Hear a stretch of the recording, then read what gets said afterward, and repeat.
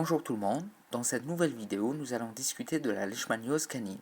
La leishmaniose canine est une maladie infectieuse, grave, à évolution mortelle, à évolution chronique, qui se caractérise par un dépérissement chronique du chien et qui peut se transmettre chez l'être humain. Le chien atteint, malade, représente également un réservoir pour l'être humain et un danger pour la santé publique. La leishmaniose est provoquée par un protozoaire Leishmania infantum qui se développe dans le système monocyte mononucléé, donc d'où une atteinte du système lymphoïde avec une atteinte systémique et cutanéo-muqueuse. C'est une maladie dont le spectre de manifestation clinique est polymorphe, induisant un dépérissement chronique du chien vers la mort. Elle est largement répandue dans le monde, l'Algérie compte parmi les pays les plus touchés par cette maladie. Sur le plan symptomatologique, nous pouvons décrire les symptômes suivants par ordre d'importance. Il faut retenir que l'animal représente un amaigrissement chronique qui est souvent rebelle à toute thérapie d'entretien classique. L'adénopathie, l'amaigrissement, l'onychogryphose représentent les symptômes les plus connus et les plus ou moins constants au cours de l'évolution de cette maladie. L'atteinte cutanée, l'atteinte muqueuse qui se caractérise par souvent une blépharoconjonctivite, une rhinite, une alopécie, donc des lésions dermatologiques à caractère de dermatose et pyodermite, et sont souvent les symptômes secondaires qui apparaissent chez le chien. Ils représentent à peu près 40% des cas. L'abattement est quasi présent dans 40% des cas et il est simultané à l'évolution d'un amaigrissement chronique. La ponction ganglionnaire, à savoir l'étude d'une cytologie et la préparation d'un frottis ganglionnaire, est une technique très indispensable, très obligatoire et afin de confirmer la présence d'une forme particulière du parasite à l'intérieur des macrophages. Donc c'est la forme amastygote. La confirmation de la présence de cette forme-là à l'aide d'une lecture de frottis est indispensable afin de confirmer ou d'infirmer la présence de la maladie.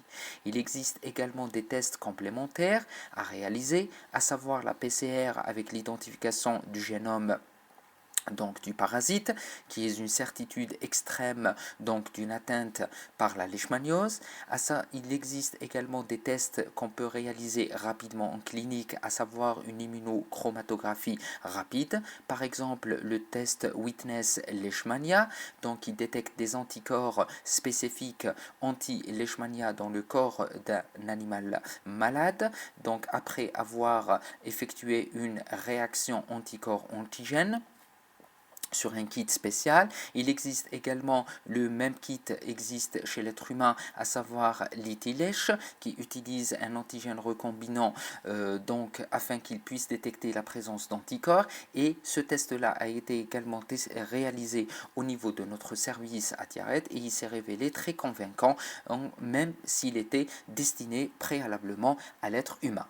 Les prélèvements sanguins sont nécessaires afin d'évaluer les modifications hémato-biochimiques donc chez un animal atteint et surtout l'identification de la lésion à médiation immunitaire qui témoigne d'une désorganisation assez importante au niveau donc de la synthèse de cellules immunitaires et un dysfonctionnement de tout le système immunitaire avec accumulation donc de complexes anticorps antigènes qui peuvent induire des lésions viscérales assez graves au niveau de la rate, du foie et des reins.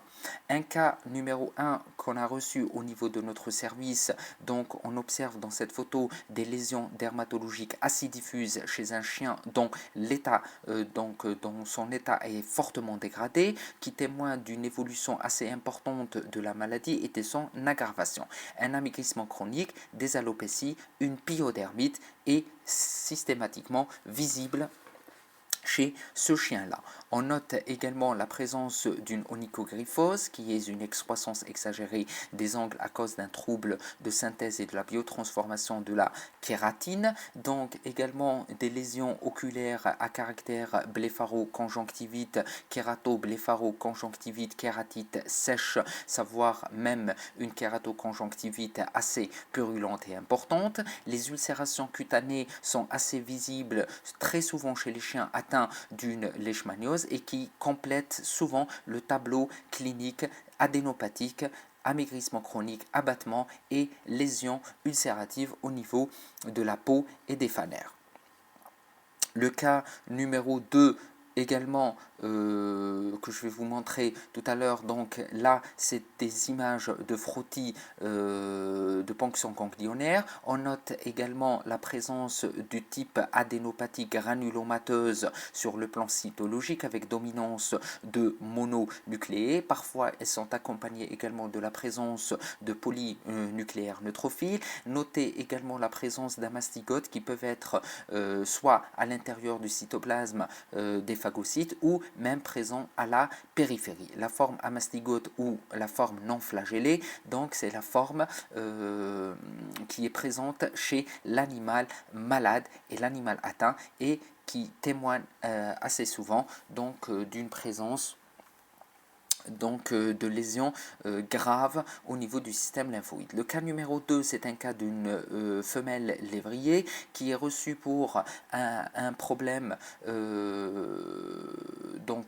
d'amaigrissement chronique, rebelle à tout traitement classique. Donc la suspicion de leishmaniose était établie et un diagnostic de certitude était réalisé à l'aide d'une étude ou d'une lecture d'une cytologie ganglionnaire. Les lésions présentes chez la chienne ainsi que les symptômes présents étaient vraiment irréfutables pour un cas donc de leishmaniose. Notez que cette chienne développait également une hyperkératose de la truffe, une excroissance exagérée des griffes et particulièrement donc des lésions au niveau des articulations, à savoir une arthropathie plus ou moins généralisée qui rendait la démarche difficile. C'est pour cette raison, j'ouvre une grande parenthèse, que la symptomatologie de leishmaniose est polymorphe, c'est-à-dire vous pouvez trouver un ou deux symptômes chez certains chiens et comme vous pouvez trouver donc une multitude de symptômes associés chez le chien donc atteint par cette maladie. Il faut faire attention que ces symptômes peuvent apparaître